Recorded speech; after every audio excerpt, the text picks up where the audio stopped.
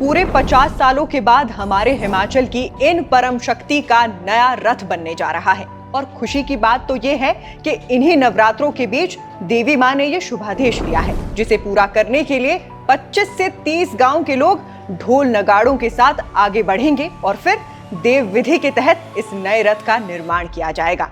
इसलिए echoes of देवभूमि हिमाचल के इस एपिसोड में बात इसी देव रथ की होगी, जिसमें विराजमान होंगी कुल्लू के कोठीसारी की अधिष्ठा देवी मां भेखली जी। तो माता भुवनेश्वरी स्वरूपा माता भेखली जी ने लगभग 50 साल बाद गुरवाणी में आदेश दिया कि उनका नया रथ बनाया जाए। ऐसे में माता के हजारों भक्त इस रथ के लिए लकड़ी लेने निकलेंगे। ये लकड़ी कमान यानी देव ऋषि पराशर जी के आधिपत्य से लाई जाएगी।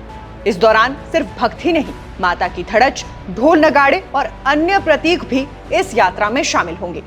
वहीं इस पूरी परंपरा में कुल्लू के राजा की भूमिका भी बहुत खास होती है, क्योंकि जब देवलू लकड़ी लेकर लौट रहे होते हैं तो राजा कुल्लू स्वयं ढालपुर पहुंचकर इस यात्रा के साथ चलते हैं। आपकी जानकारी के लिए बता दूं कि माता का पिछला रथ 1978 में बना था, जो साल में केवल 3 बार ही बाहर निकलता है और हर बार मंदिर तक जाता है, जहां माता कन्या रूप में विराजमान है। इसलिए उनका रथ भी किसी छोटी कन्या की भांति ही चलता है, जैसे माता खुद इस यात्रा में सम्मिलित हो। वहीं रथ बनाने के लिए कमान पराशर से लकड़ी लाने की परंपरा भी काफी प्राचीन है, जिसके बारे में कहा जाता है कि माता ने स्वयं पराशर ऋषि को अपने पुरोहित दिए थे। तभी से ये मान्यता है कि रथ के लिए लकड़ी उन्हीं के आधिपत्य से लाई जाएगी।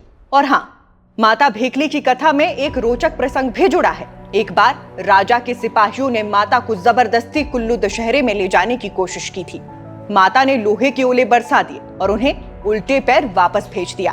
बाकी हमारी ये माता करुणामयी है, लेकिन अपने नियमों और मर्यादाओं की रक्षा के लिए सदैव जागृत रहती हैं।